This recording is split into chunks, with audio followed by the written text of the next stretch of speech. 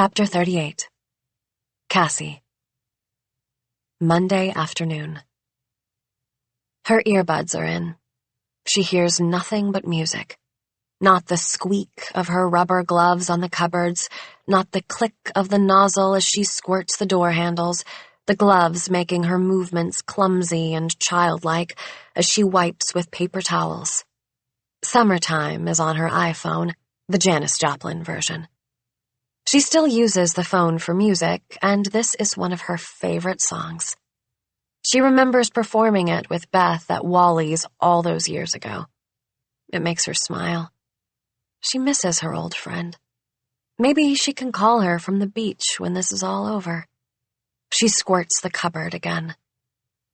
She tries to ignore why she's cleaning now, and the danger if she misses a spot, leaves fingerprints that can tie them to this house. They can't get caught again. But all the driving, all the planning, all the waiting will be over soon. When Rick finishes the deal, there'll be nothing but beaches and music for a very long time. As she twists her wrist to scrub the backside of a handle, she feels something whack her hard in the back of the neck. Her vision blurs for a second from the impact. She turns to see Rick glaring at her from the back doorway, the screen door open, Bobby's eyes locked on hers with worry and fear. They'd gone out for pizza, leaving her to clean the fingerprints off the cupboards and doorknobs. He's yelling at her, but she can't hear him, only the music. Janis's growl like something wounded on the street, dragging its way to safety. She touches the back of her neck, and her fingers come away wet. Beer. The half-empty can rolls on the floor at her feet, dented from where it made contact with her spine. She's frozen in place. Rick's face is contorted, pink lips moving, eyebrows furrowed, spit flying from his mouth. He takes 3 long strides toward her, but she doesn't even flinch. Why doesn't she defend herself? Bobby's just staring at her like a scared kid. Rick yanks one earbud out of her ear. The fuck are you doing? His voice overpowers the music, and the beach and the piano bench with Beth vanish. Janis is only half alive in her head. You gotta get this done, he yells, his face reddening as he motions to the cupboards. You should be finished by now. Her eyes dart to Bobby, but he still hasn't moved. Are you packed yet? Rick demands. Her iPhone cord still swings from one ear, Janis grappling with the closing bars of the song, her voice dying and faint. There's so much to do and you're fucking singing to yourself? Just having a good time? She hadn't realized she was singing out loud. She hadn't meant for him to hear. Get this shit cleaned up and get in the goddamn bedroom. They said no hose when they get here. Your bedroom. Get to your bedroom.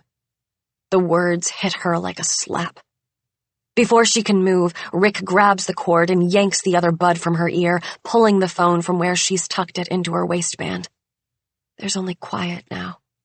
Unless the sun, starting to slant through the door, makes a noise she can hear. A kind of soft whisper like distant applause. The sound of the sun. Get to your room!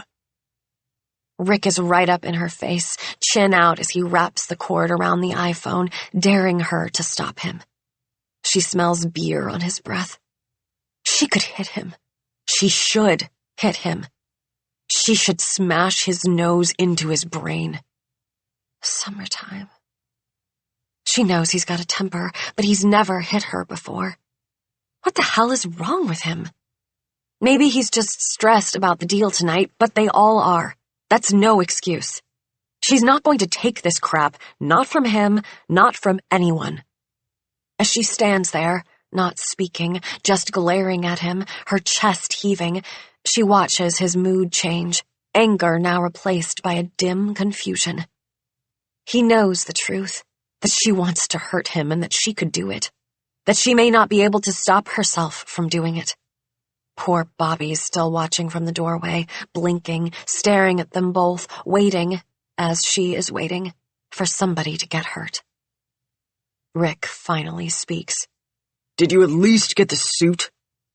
Yeah, I already packed everything, she tells him, almost spitting in his face. Do the rest of the shit yourself. I'm not your maid.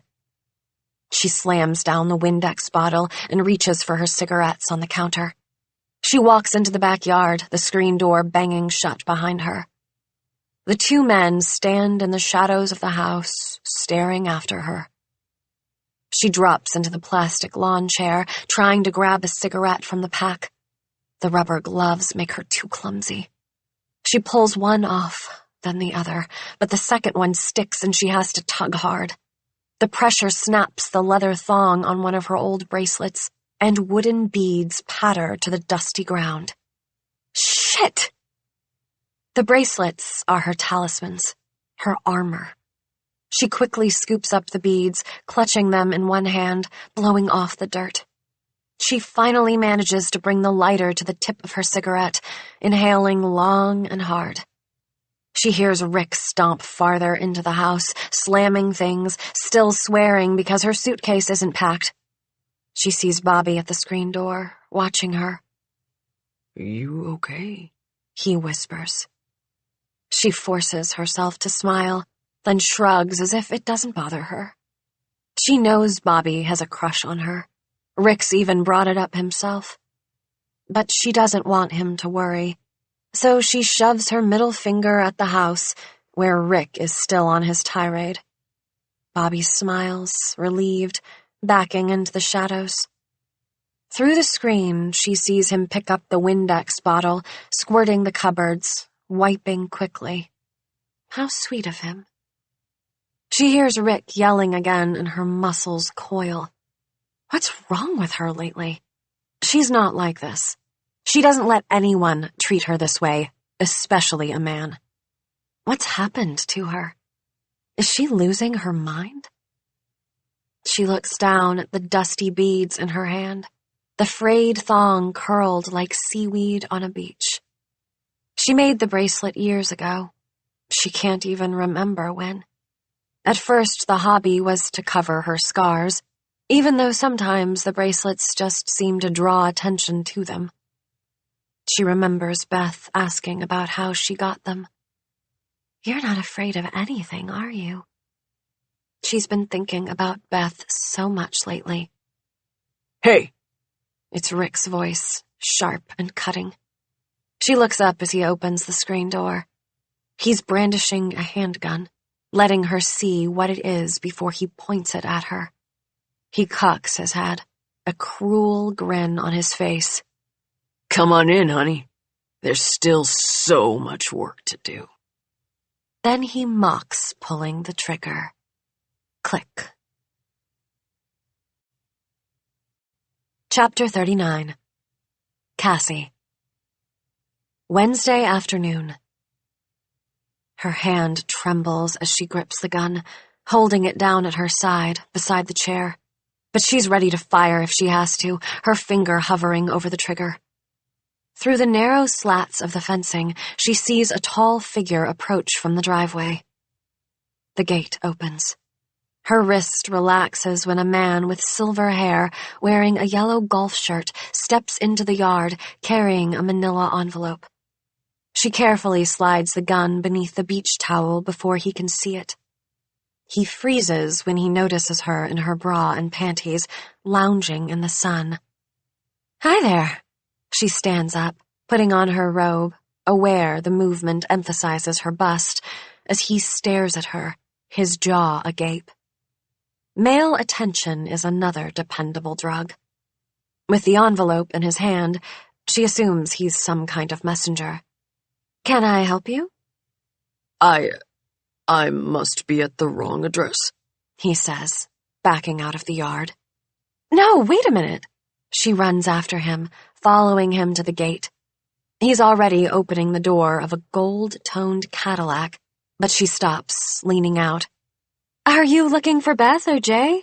She asks, a little out of breath. Yes, I'm looking for my son, Jason. Of course. No messenger drives a Cadillac. You've come to the right place. I thought so. but he seems confused, frowning at her with a mixture of suspicion and curiosity. Oh, you must be the friend who's staying. Yeah, she says, trying to seem casual, but she's anxious Jay's been talking about her already. The fewer people who know she's here, the better. She glances back and forth, checking the street, then walks into the driveway, the stone warm on her bare feet. I'm Cassie, she says. Great to meet you. The silk robe clings to the moisture of the oil on her skin, and the man can't help himself. He glances down, then up again. John Montgomery, he finally says, shaking her hand. But he still seems uneasy. I was just coming to drop something off for Jason, but it's too large for the mailbox. I'll make sure he gets it, she says, holding out her hand for the envelope. I'd rather leave it for him, if you don't mind. It's confidential. I was going to put it next to the back door. Door's open. You could leave it inside yourself. As he considers it, the deep lines on his forehead worsen. They're from a lifetime of squinting at golf balls across a fairway, no doubt.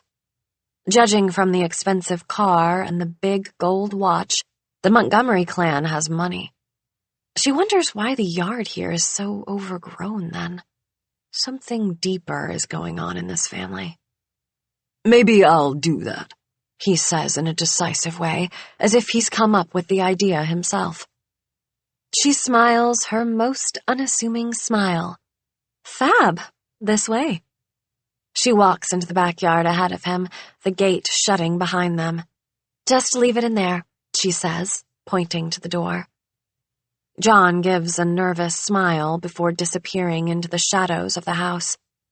Cassie feels a hot twist between her legs, enjoys the feeling of impending mischief. She follows him into the house, the hallway dim and cool after the bright sunlight, as if they've stumbled into a network of caves. He's in the kitchen, writing on the envelope with a gold pen. He notices her and immediately gets ready to leave. Thank you so much, he says. I should get going.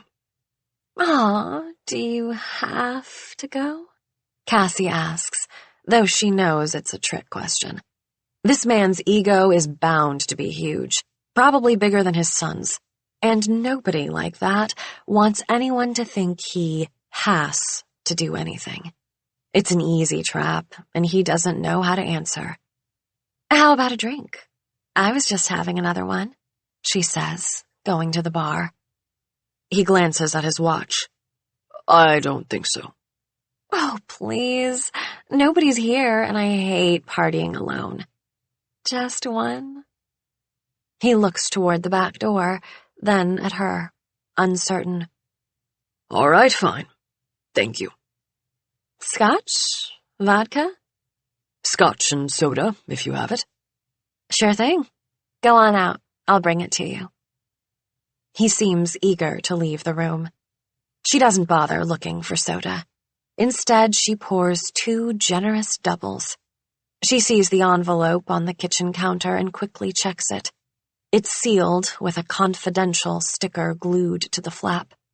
The logo on the top left corner reads, John R. Montgomery, President, Montgomery Holdings, Inc. Interesting.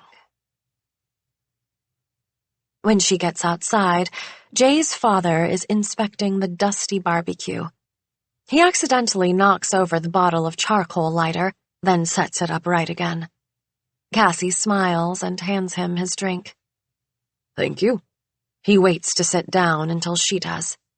Such a gentleman. I like that. She's aware of the gun just beneath her towel. He takes a sip and winces. Sorry, there was no soda. Fine, he mutters, unable to meet her eyes. She doesn't say anything, watching him, waiting for the inevitable questions. Men like this always have questions. So, you're an old friend of Beth's? Are you from Philadelphia? No, New York, but we went to school in Boston together. Oh, that's right. You're a musician, too? And the way he uses the word, he might as well have said, "So you're a worthless layabout, are you?" "I'm a singer." A singer? His silver eyebrows pump up. "Jazz, mostly." I see. I like jazz, actually. "That's good." She sips from her drink. Even a few sips of alcohol have emboldened him. He meets her eyes now. How long are you staying for? "A few days. I have a show coming up in Monterey. I thought I'd see Beth while I had the chance." She leans back and points her toes, observing him like a Cheshire cat stretching in the sun. "So, what do you do, John?" I'm in baking. "I could have guessed. You just have that powerful aura about you." She circles her fingers in a bewitching move. "I can sense things like that about people." He laughs, flattered despite himself. He takes another loud swallow. Half the drink is already gone. Cassie doesn't know if he's trying to get drunk or hurrying to get out of here. She doesn't really care. Either one is fine with her. "This might seem forward," she begins, "but would you do me a favor?" Of course. She pauses a beat and locks eyes on him. "Would you put some baby oil on my back?" He hitches, surprised. "I want to flip over and I can't reach," she says, her voice light and casual now. She picks up the bottle, holding it out for him. "Please?" He takes the oil in slightly trembling hands. Cassie turns around and lets the robe fall off her shoulders. She lowers her bra straps, then reaches back and unclasps the bra, letting it drop into her lap. She can tell by the hesitation that he's just staring at the curve of her bare back. She has to hold her breath not to laugh out loud. I'm sorry, he murmurs. I have to go. He sets the bottle down without even touching her. "Wait, John!" But when she turns around, he's already halfway across the yard, walking quickly, the nape of his neck flowering red. He doesn't look back as he strides through the gate, letting it bang shut. The door of the Cadillac slams, and the motor starts up. She hears a little screech of tires as he pulls away. She wonders what he'll tell his wife about this little errand. Or Jay. Serves them right for talking about her. She drains her drink and lies back, closing her eyes against the sun.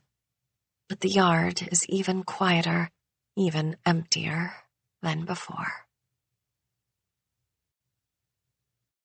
Chapter 40. Good. Wednesday afternoon.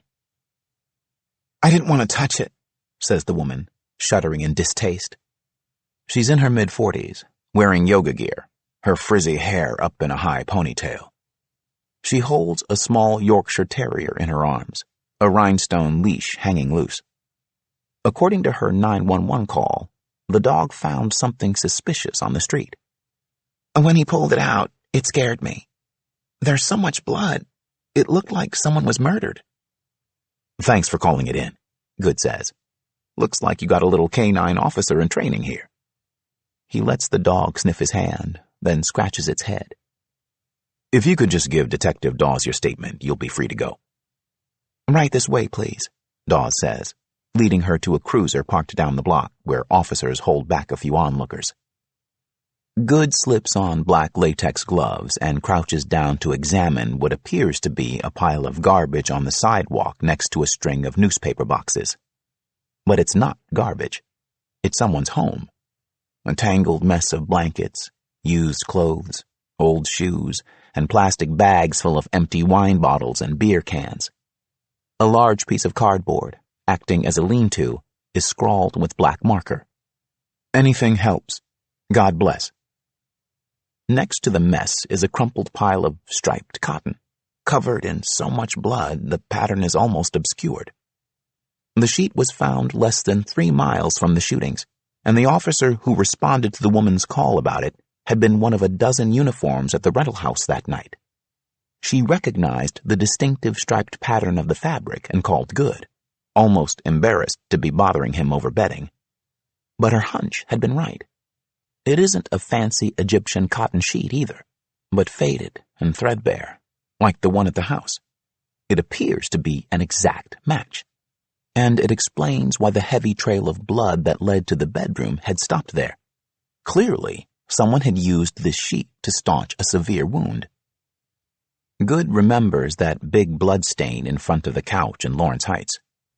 They're still waiting for DNA results, but the blood type matches Squire's. If he took the sheet, he'd just escaped from a crime scene. Would he drop evidence with his own blood on it in the middle of a busy street? Good doubts it. Even in a panic, nobody would be that stupid. The homeless person who lived here probably found it somewhere else and brought it back. Good scans the small group of onlookers on the sidewalk.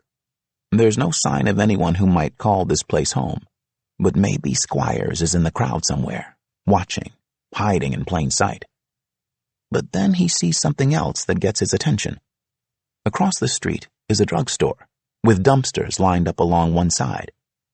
What does a wounded drug dealer need after escaping from the scene of a shootout? First aid, of course. Chapter 41. Jay. Wednesday afternoon. "Take it easy, for Christ's sakes," Karen says from the passenger seat, hanging on to the dashboard. But Jay ignores her, swerving through traffic. What a bitch! Can you believe that? Not up to her. Then who the hell is it up to? Isn't that what she does for a living? "I know, I'm sorry." "It's not your fault," he grumbles, trying to calm down. But it had been a degrading experience. Jay was his most charming self, a first-class car salesman, and Karen was note-perfect too, but still, the woman had so many concerns. "If it were up to me, it wouldn't be a problem. I believe in you guys. But the house is already remortgaged, and your debt-to-asset ratio concerns my manager. He has to sign off on these things too." "Screw her," Jay says. "She's just passing the buck." A Trans Am squeezes into the fast lane in front of him. Jay leans on the horn so long and hard it makes his head ache. "Fuck you, asshole!" he screams, racing past the guy, giving him the finger. "Fuck you too, asshole," the other guy mouths through the window, a character muted on screen. "Jay, calm down!" But he keeps leaning on the horn. "Stop!" Karen yells. She pulls his arm away from the wheel, and the car swerves into the next lane, everyone barely missing one another, more horns joining the fray. "Are you trying to get us killed?" "Are you?" she demands. "Just chill out, okay? I can feel your heart beating through your arm." "All right, okay." He takes a deep breath, then another, trying to relax. He turns to her, hopeful. "Can we go somewhere for a drink? I could really use one, and I don't want to go home yet." "No, we can't." "We'll just talk." But Jay is already trying to think of a bar in a hotel, where maybe he could convince her to get a room. He needs to be with her, to reconnect with her, the way it was when they got together, so young and full of passion, for the business, for the future, for each other. "There's nothing to talk about. We just have to be patient. We have to wait." "For what? Camiso? Are you kidding me? Do I have to remind you we have to come up with 350 grand before Friday or our star is going to walk? We can't keep stringing her along like this. If she passes, we're back at square one. Less than square one." "You think I don't know that?" she snaps. "You're such an asshole sometimes." Jay lets a beat pass, his mood softening. He feels bad. It really isn't her fault. She's doing everything she can. "I'm sorry," he says. "Please, let's just go for one drink. I really don't want to go home yet. Beth's friend he can't seem to think of a proper insult for her, is still there. She's a weirdo. I don't want to be alone with her. Such bad timing. Tell me about it. This week of all weeks, I smelled her smoking pot at barely 10 in the morning, if you can believe that. And she's Beth's friend? Karen seems shocked. From a long time ago. College. He remembers the sharp scent wafting through the house, lingering in the air. She had such gall, such nerve. He almost admired it, remembering what Beth told him about her. I don't know how she got through it, poor thing. Whatever, he says, hopeful again. It's not my drama. So where do you want to go? The Standard? A favorite old haunt of theirs. I told you, I can't. I have to go home and work on a way to get an extension. She means she'll get in touch with Mila's agent again. The actress liked the script, but she had other offers and she'd have to take one if there wasn't at least some money on the table soon, as an act of good faith. Let's do a conference call, then, Jay says. I can be there when you talk to him. He doesn't like conference calls. That's bullshit. All right, then, he doesn't like you, okay? He says you're too aggressive. Jay laughs, a sharp and bitter sound. A Hollywood agent is calling me aggressive? That's hilarious. I'm flattered. Jay looms up on a transport truck ahead of him. It sputters along, holding things up. He goes to pass on the left, but the transport eases over, not letting him by. Jay swerves back to the right and floors the engine, leaning on the horn. Will you relax? Karen yells. He was just letting you pass. Bullshit! He was trying to cut me off. Jay roars ahead, still blasting the horn, barely in control of the steering wheel. Why the hell did everything, absolutely everything, always have to go wrong for him? Chapter 42. Beth. Wednesday afternoon. The Barney store in Los Angeles is surrounded by palm trees, bristling with red awnings. As Beth enters the store, she's so nervous. The marble floor seems to dip and swirl beneath her. She carries a crinkled shopping bag that barely weighs an ounce, but somehow it feels as if she's dragging an anvil. She has to bring the scarf back now more than ever. They'd be feeding and entertaining Cassie for the rest of the week, and even without a house guest, they were on a tight budget. She doesn't want Cass to know how much they're struggling. It's humiliating that she'd come so far and had attained so little in her life. Why does she still want to impress Cass so much? Nothing had changed. She's already planned on picking up more beer, but with the money from the scarf, she can buy some nice wine. Maybe she should stop at that expensive butcher shop she used to go to. She wouldn't even have to pay for parking. Or maybe they could go out to dinner for a change. But as she approaches the counter where she bought the scarf last month, her hands begin to shake and her mouth feels dry. She hates bringing anything back for a refund, and she's had to do it so much lately. Couldn't she make up her mind? Don't you know what's right for you? And the most embarrassing judgment of all, can't you afford to keep nice things?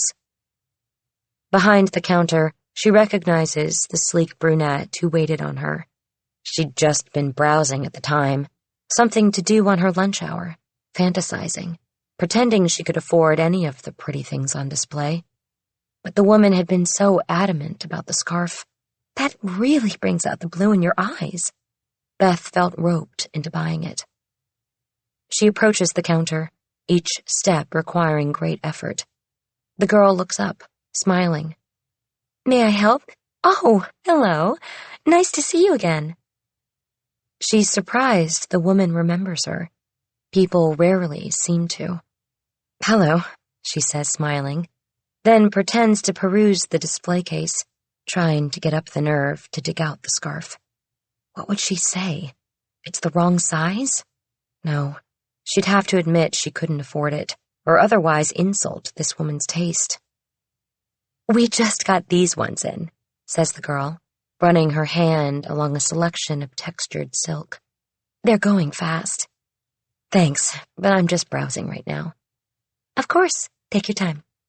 The woman smiles and heads for greener pastures, a glitzy redhead on the other side of the counter. Beth's bag feels even heavier. Her forehead breaks out in pinpricks of sweat. The cloying smell of perfumes from nearby counters bombard her. She wants to burst into tears, stomp her feet, curse Jay, Cass, herself, everyone, for putting her in this position, being unable to entertain an old friend for a few days. The weight of humiliation is almost enough to make her pass out. She takes a deep breath, steeling herself. "Excuse me," she calls, a little too loudly. The girl turns around. "Yes? I think I do need your help, after all." "One moment." The girl smiles, excusing herself from the redhead, who seems absorbed with her own reflection and the task of choosing a new scarf herself. "I hate to trouble you." Beth wills her hand to stop shaking as she pulls out the scarf. "But I'm not sure I want to keep this." "Oh? Was there something wrong with it?" The girl inspects the piece of blue silk, the price tag, the stitches. "No, my husband didn't like it, that's all." "Oh, what do husbands know?" she says, laughing. Beth tries to laugh too, taking out her wallet. What can you do, right? There's no accounting for taste. So true. Well, no problem at all. Do you have the receipt? Of course. Beth focuses on the task of retrieving the chit of paper, handing it to the girl, who turns to the cash register and begins tapping at keys. The redhead looks at them with disdain, then drops the scarves she's considering and walks away. A jolt of regret surges through Beth. Did she make the girl lose a sale? She hopes not. The tapping stops. "I'm sorry, but the grace period has elapsed." "Excuse me?" "You only have 30 days to return merchandise for a refund. It's been 32. Would you like store credit? Or maybe an exchange?" But Beth can't answer. She snatches the scarf and hurries out of the store, trying not to cry. Chapter 43. Good. Wednesday afternoon. The cool air conditioning makes the drugstore a respite from the heat of the sun, but it's the closed-circuit security cameras that get Good's attention, hidden in mirrored domes suspended from the ceiling. He flashes his badge at the nearest cashier, a woman with a long, dark ponytail, and asks to speak to the manager. She picks up a phone, her voice crackling on the intercom as she calls the manager to the front. "So, what's going on out there?" She nods to the commotion on the street. "Is the doctor okay?" "Doctor?" "That's what we call the old guy who lives there anyway." "You know his real name?" Good takes out his notebook. "No, sorry. But he's always rummaging through our dumpsters for recycling, coming in for wine or beer." "So he's been around a while?" "Yeah. I mean, at least since I started here, and that was about 2 years ago." "When's the last time you saw him?" "He was just in this morning. He comes in every day, sometimes twice. Is he okay?" "This afternoon?" The bloodstains on the sheet were much older than that, but Good pushes it just the same. "When you saw him, did he seem injured?" "Gosh, no. He seemed fine." "Why? What happened?" But before Good can answer, they're interrupted with a cheery, "Hello there." A smiling African-American woman in a white lab coat walks over. "Is there something I can do for you?" Good flashes his badge, and the woman's smile collapses. The cramped security room at the back of the store is long and narrow, with one wall covered in a messy bulletin board, the other a bank of CCTV monitors. The security footage is grainy and black and white. The manager flicks a tracking wheel and stops on a frame with a timestamp of 11:38 that morning. "There he is." She points to a frail-looking man in a tattered blazer and baggy pants, opening a cooler at the back of the store. His white hair is long and straggly, his shoulders hunched. As he turns to the camera, clutching a 6-pack of beer, Good sees his gaunt face and sunken eyes. He couldn't weigh more than 100 pounds, and he was obviously alive a few hours ago. Has he ever shown any violent tendencies? Not at all. He's sweet as anything. What happened? Is he in trouble? You just call the next time you see him, okay? Good hands her his card and points to the screen. How long do you keep security footage for? A few minutes later, Good is sitting by himself in a squeaky chair in the front of a black and white monitor. The manager was kind enough to offer him something to drink, so he sips a cold Gatorade. He showed her the mugshot of Squires, and she apologized that she didn't recognize him, but he was free to check the footage himself. His fingers work over a small control panel of buttons as he cues the video up to Monday night, watching customers zip in and out of the store in fast motion. The first 911 call about shots fired at the rental house came in at 9:52 p.m. If his hunch is correct, the striped sheet was taken from the scene around that time, used to staunch a bullet wound, or wounds, and dumped near this store when whoever was injured came in for some DIY emergency medical care. And it must have been Squires, because according to Nico Alvarez, the blonde was uninjured. The gray figures continue to dart and swirl. Just after midnight, he sees what he's looking for. A man walks in with a jean jacket draped over one shoulder. Good freezes the frame, narrowing his eyes to peer more closely at the scraggly, fair hair and patchy beard. Play. Good waits, tracking forward to another camera as the man grabs a cart, using only one hand to push it. He picks up beer and 2 bottles from the liquor aisle, again favoring the arm beneath the jacket.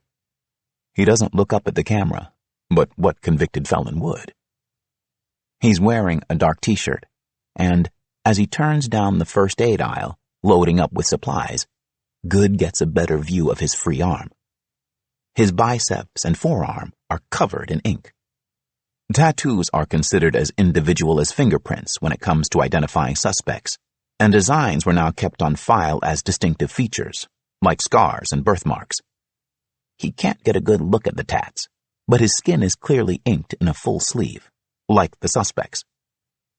At the cash register, the shot of the man's face is better, clearer, with fewer shadows. As he grabs his bags, he turns in the direction of a camera at the door, the best angle yet. Good freezes the frame, recognizing his personal most wanted.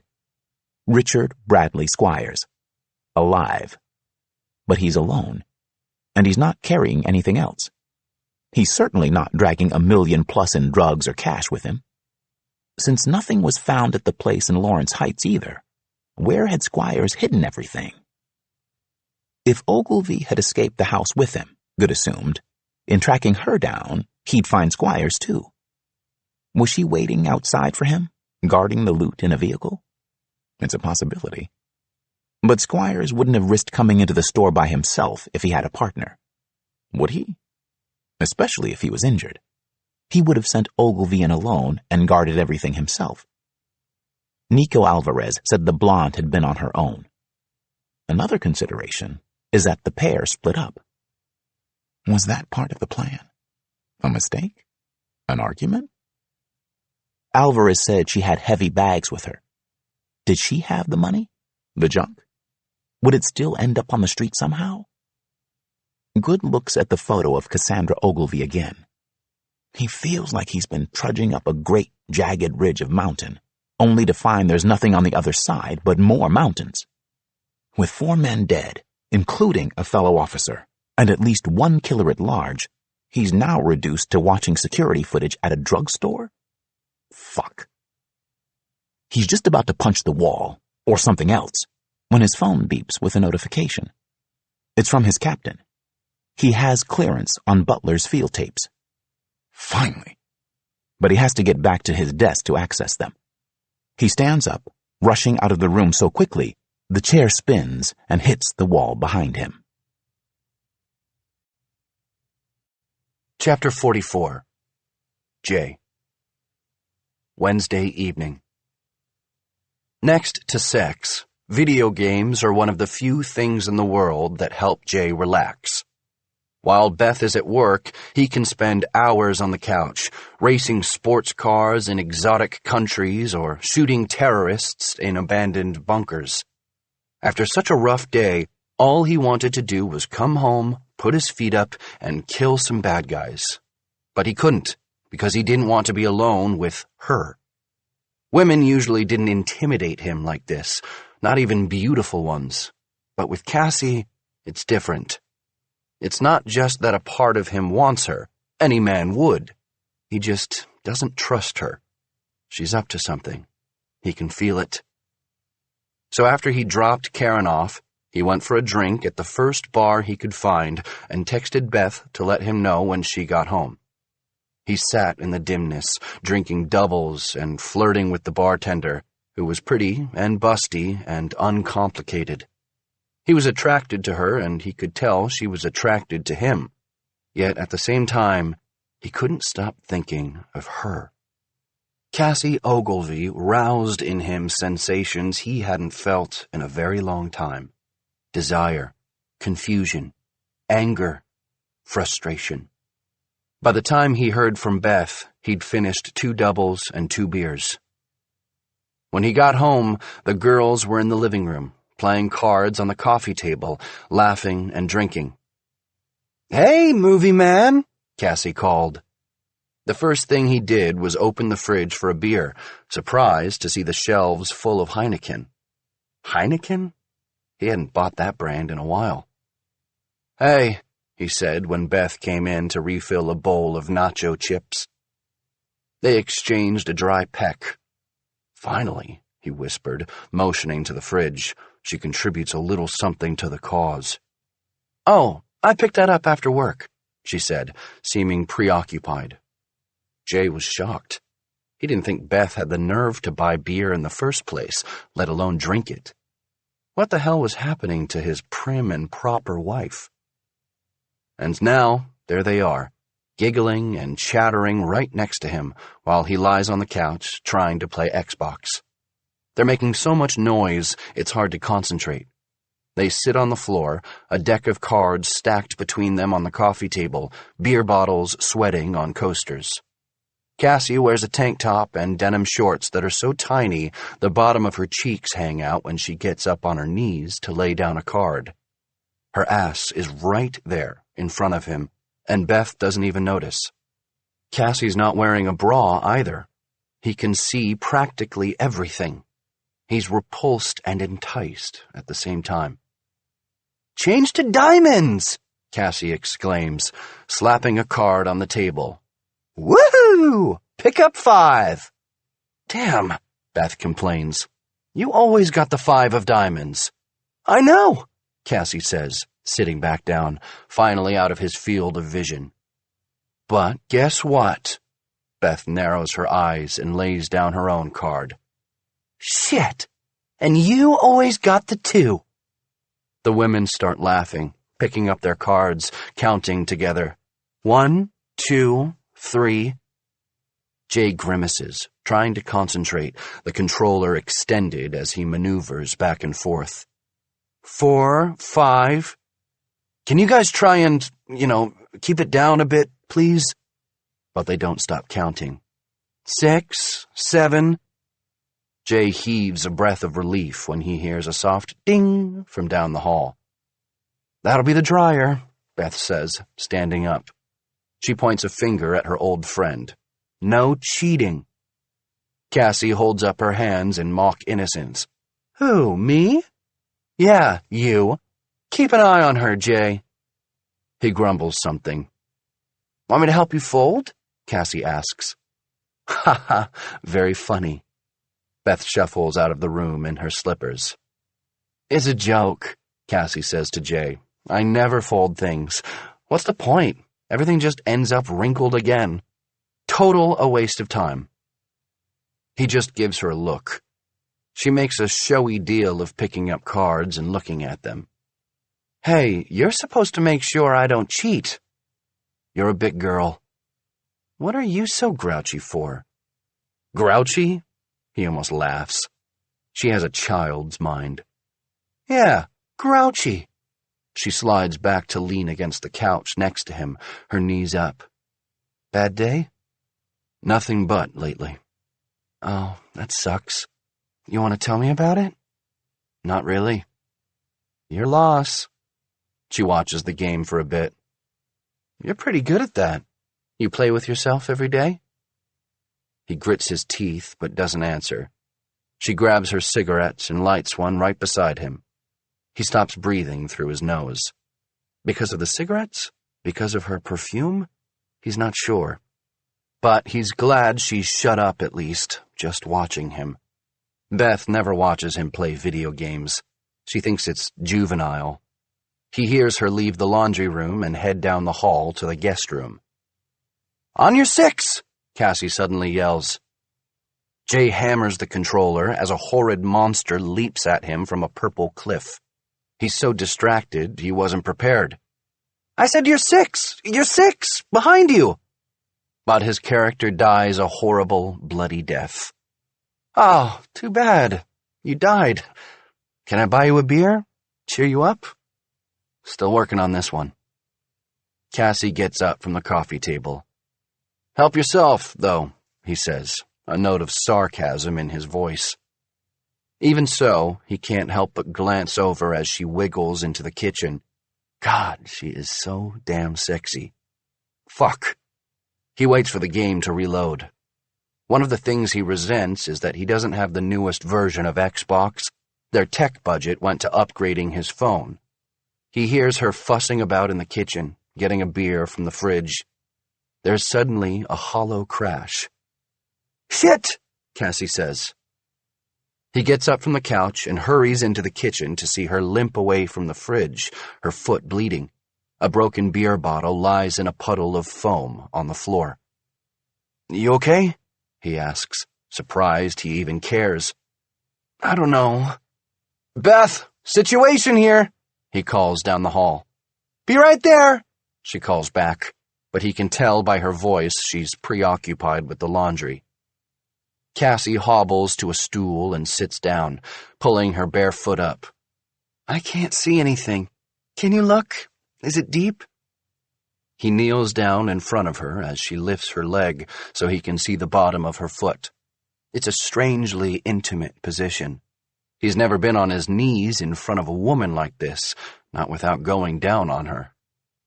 How does it look? She asks, wincing. Her heels are dirty from walking around in bare feet, and a thick rivulet of blood oozes across her skin. But he can also see between her thighs, the thin thong of frayed denim doing very little to protect her modesty. She doesn't appear to be wearing panties. I don't know. I can't tell. Do you think I'll live? Probably, he stutters.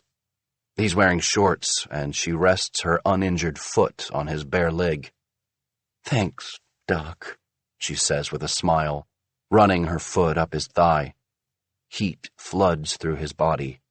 He stares at her in confusion. Is she hitting on him? I'll get the Band-Aids, he says, standing up.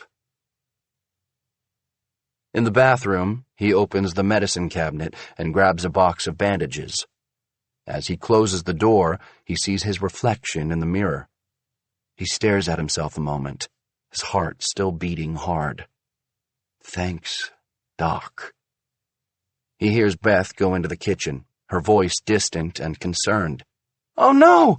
What happened? Battle wound, Cassie says.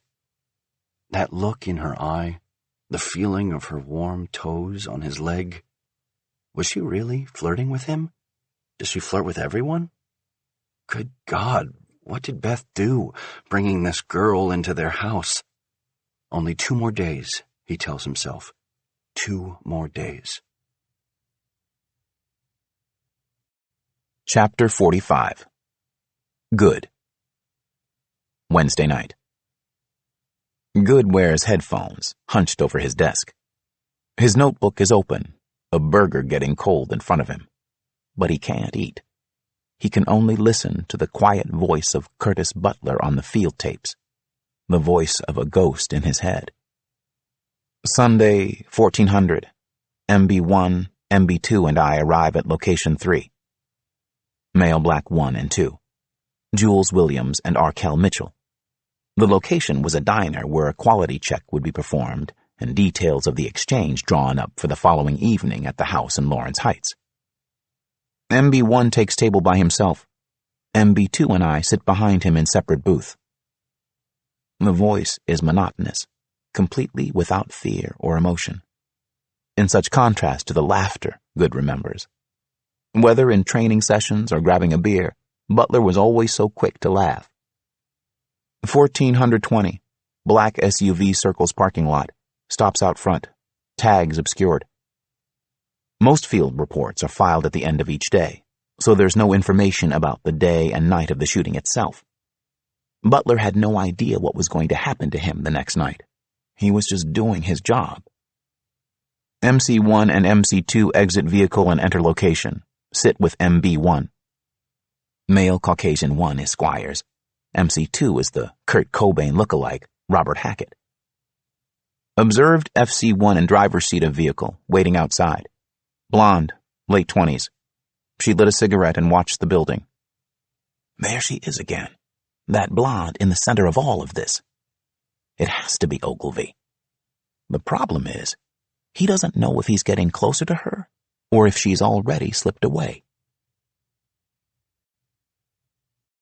Chapter 46. Beth. Thursday morning.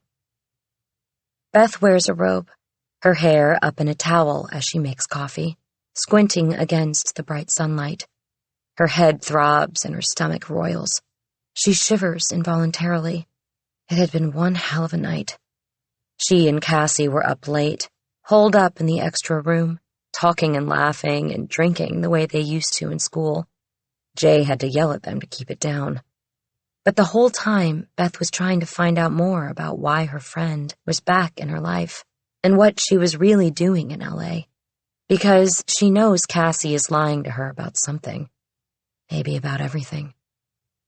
Nerves clench her body when she sees Jay coming up the driveway, back from his run. The door opens and he invades the room with his pounding energy and the smell of sweat. "You look guilty," he says, out of breath. "I think you mean hungover." "Both." He grabs his blender for his post-run shake. "What the hell time did you guys get to bed last night?" "I don't remember." "No kidding." There's a sharp note in his voice. "Is she up yet?" Beth shakes her head, and just that small movement sends a shriek of pain to her skull. She reaches in the cupboard for some aspirin, swallowing too. Her hands are shaking. She can't bear the idea of going in, listening to the metronome. Not today. "I smelled you guys smoking grass in there last night," Jay says with derision. "So? You were smoking last night?" "Yeah, but till all hours? I just can't believe you. You're acting like you're still in college or something." She almost laughs. He doesn't know how right he is. "Don't worry. I can't take much more of this either. She's leaving tomorrow, so just don't—" There are footsteps in the hallway. "Shh," Beth hisses, and they both shut up, going about their routines. It feels strange to be whispering in her own house, but she doesn't have a choice. She doesn't want Cassie to hear them, especially after last night, because she knows Cassie's not telling her everything. A moment later, Cass appears in her threadbare Stones t-shirt. It's like a living flashback. Cassie padding around the dorm in bare feet and oversized tee, her cigarettes in one hand. It takes a moment before Beth can reconcile the past and the present and bring a smile to her face. "Hey, sweetie. I didn't expect to see you up this early." "I'm not. I'm the Walking Dead." Cassie holds out her arms and pretends to be a zombie as she thumps toward Beth, giving her a kiss on the cheek. "Did you sleep okay?" "Like a baby." Cass lights a cigarette and props on a stool at the counter. Beth sees Jay tense up. He hates cigarette smoke, and the house smells sour with it already. Like everything else about her old friend, it makes her feel young again. She doesn't know whether that's a good thing or not. "How about you? Cassie asks. Ugh, I'm not used to these late nights. I could use a few more hours. She sets down a fresh cup of coffee for her friend. So, that just means you had fun. And you, movie man? We were a bit rowdy last night. Hope we didn't keep you up. But Jay just flat ignores her as he reaches for his protein powder. Watching him gather the almond milk and a pomegranate, Beth can't believe it. She's always nice to his friends when they come over. Don't worry about Jay, she breaks in. He sleeps like a log. Now he does anyway. I made him get a sleeping pill Beth! Jay slams down the butcher knife. Well, it's true, Jay. You were snoring like a bear when I came to bed. She turns to Cassie. He normally has the dizzy legs. She laughs. The what? The dizzy legs. Hey, what the hell are dizzy legs? His legs move around a lot when he sleeps. Unless he takes the pills.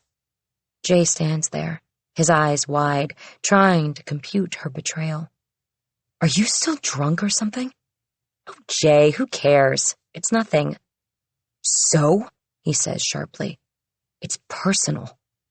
Jay, my man, Cassie begins.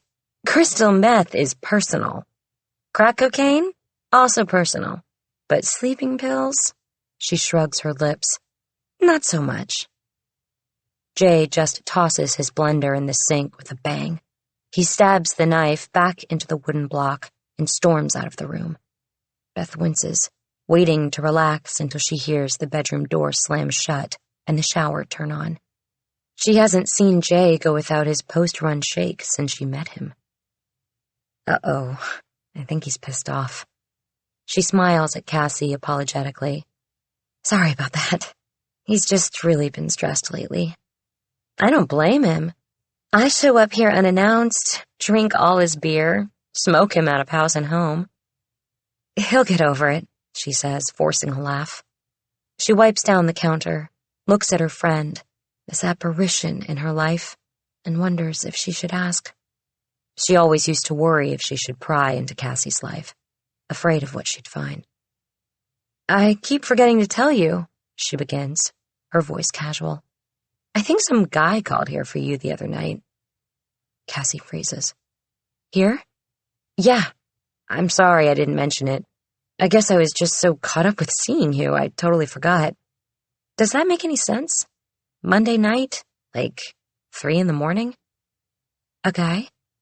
Did he leave a name? No. He hung up, actually.